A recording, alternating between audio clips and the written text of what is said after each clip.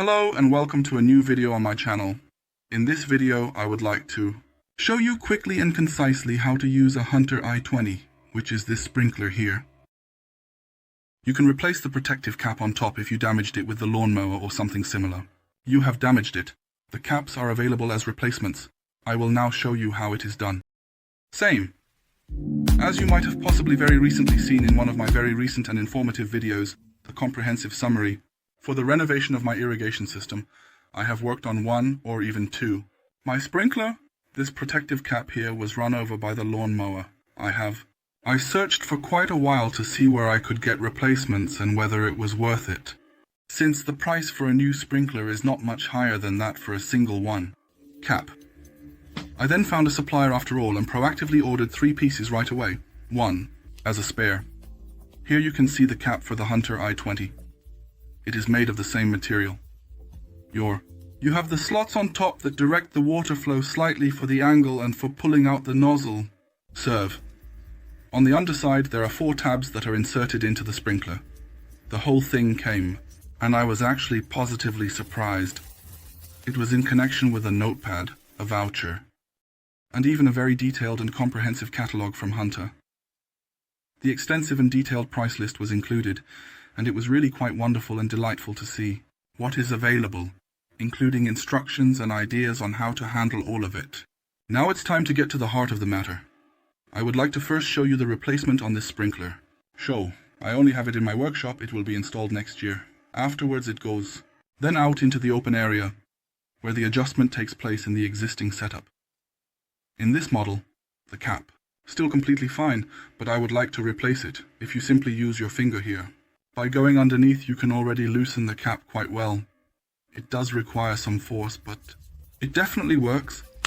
It is extremely important not to tear off the tabs. I will just very carefully take one right now. Use a screwdriver to help and very carefully and slowly lever the cap out. In total there are 4 tabs, so proceed with caution.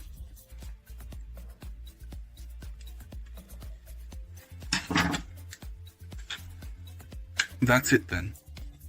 As you can clearly see, here you can see the cap, which is still absolutely and completely intact, and the tabs are clearly visible. Have small resistances or hooks here. This means that once they are in place, the replacement caps, which are designed to fit securely, unfortunately lack the necessary hooks that ensure they remain in place. Despite this shortcoming, I am confident that they will still perform adequately under normal conditions. The original caps were equipped with these hooks to provide extra security and stability, preventing any accidental dislodgement. However, the new design, while lacking these features, is still expected to function properly in most scenarios. That they are original products, as I bought them directly from the dealer. You can see your sprinkler now in my workshop and the torn cap. Basically this can cause significant damage if the sprinkler is left outside during the summer. It is more of an aesthetic issue. This is a matter that one might not necessarily want to see that way. However, in winter it could be more complicated. Will occur when snow or rain penetrates the holes during the day and frost occurs at night. I am not sure if the sprinkler housing is designed to withstand the pressure from frozen water. Cap crucial, it is not 100% airtight. At least it keeps the snow away.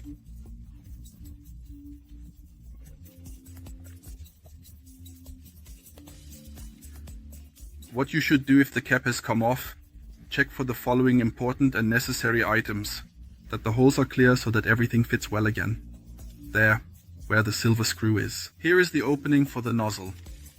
Instead of the screw, this opening comes here at the top. The triangle indicates the direction in which the water jet should go. Now I slightly hold the cap. Tilt it carefully.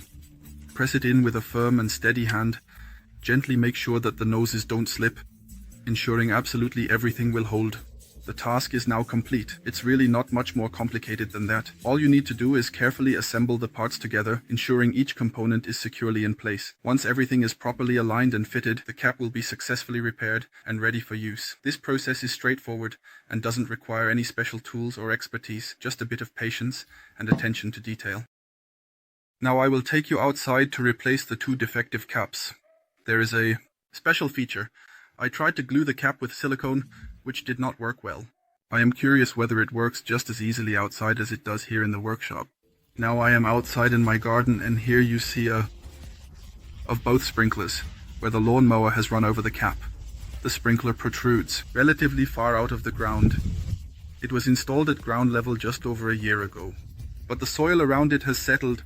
I simply underestimated that. Now the sprinkler is positioned too far out. I could remove the sprinkler and set it a little deeper, or adjust the surrounding area to the left or right a bit if necessary, to ensure that proper coverage is achieved through necessary adjustments. Lift the soil. Since I have planned to add new soil for next year anyway, I will do the second. Choose a variant. The cap here was made of rubber and was repeatedly knocked off by the lawnmower. I tried to reattach them with the noses, but they didn't hold anymore. In order to solve the problem I was facing, I decided to use some silicone. My hope was that it would be strong enough to secure the cap in place. After applying the silicone carefully and allowing it to set, I was pleased to find that it indeed held the cap securely, as I had anticipated. Unfortunately not. The silicone adhered well to the plastic of the sprinkler, but to the cap.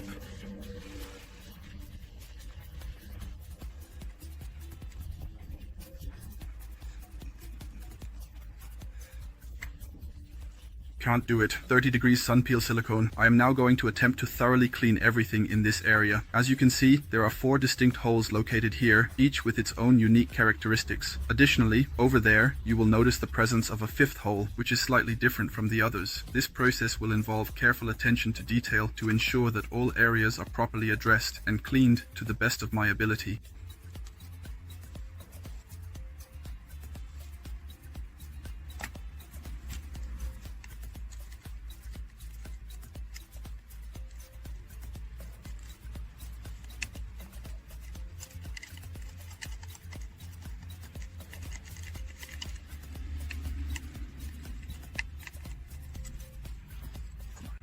Slot. So that task would be completed as planned. Now, upon closer inspection, I noticed that there is still some rubber material remaining lodged in one of the holes. This needs to be addressed to ensure everything is cleared out properly and nothing is left behind. It's important to make sure that all components are free from any obstructions or leftover materials. There are different and various ways to try and get it out.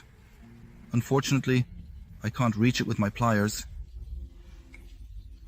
In order to address the issue at hand, I am going to locate a suitable screw that can be used effectively. Once I have found the appropriate screw, I will carefully attempt to extract the rubber component. This process involves gently inserting the screw into the rubber and then applying a steady pulling force to remove it without causing any damage to. Once I have completed the necessary preparations, I carefully select my new cap, ensuring it is the right fit and style for the task. I then proceed to the installation, aligning the cap precisely with the designated area. I make sure it fits snugly and securely, taking my time to ensure everything is perfect before finalizing the installation. It is in place. The screw is in the right spot. Now I press the cap firmly back on. Back here in the backyard, I see and I notice that the lawnmower has left a bit of a small but noticeable indentation in the grass, and the automatic sprinkler watering system is still functioning. Works perfectly. So it doesn't make sense to replace it completely. If it potentially causes problems in the future, I can still easily unscrew it and replace it if needed. It may take about half an hour and then it will work again. Here you see the second sprinkler. The cap was also damaged on this one. The cap is still attached, but it has been raised up and there is a lot of soil and clumps around it. This is specifically because ants have settled in the area around this sprinkler. In particular, upon examining the cap, it appears to be in good condition without any visible damage or issues. To ensure it remains in optimal shape, I will proceed to clean it thoroughly now, using a gentle cleaning solution and a soft cloth to remove any dirt or residue that might have accumulated over time.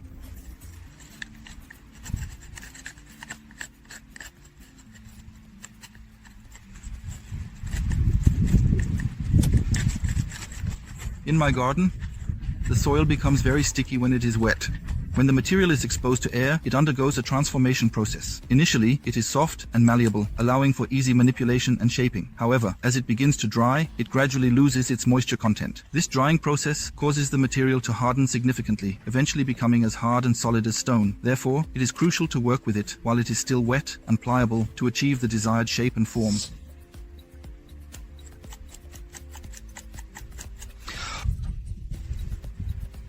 At this point, we have successfully completed the task of cleaning and organizing everything that required our attention.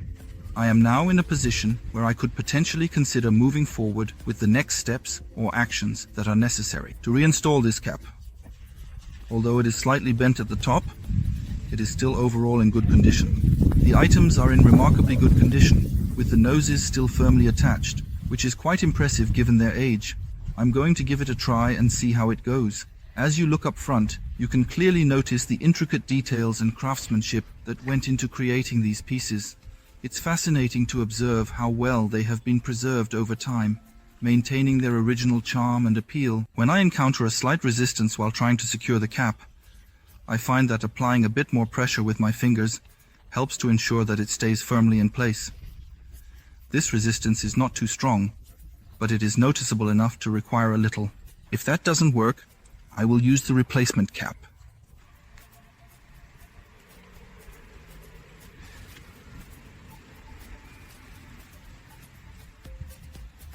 I have this strong impression that the resistance in that particular area is not as formidable or robust as one might expect. It seems to lack the strength and intensity that is usually anticipated in such situations, which makes it somewhat less challenging to overcome or deal with effectively. But I will first install the cap and then, afterwards, later do a water test to ensure everything is working correctly, to see if everything works as I imagine it. Now I am going to my valve box, opening this water circuit, and let's see, to carefully observe and analyze what happens next.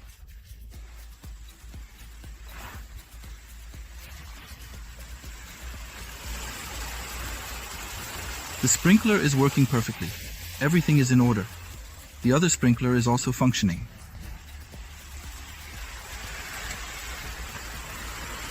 And the cap is securely back in place.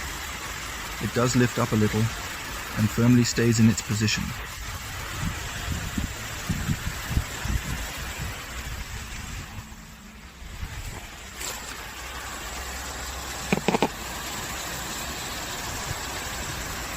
But it holds.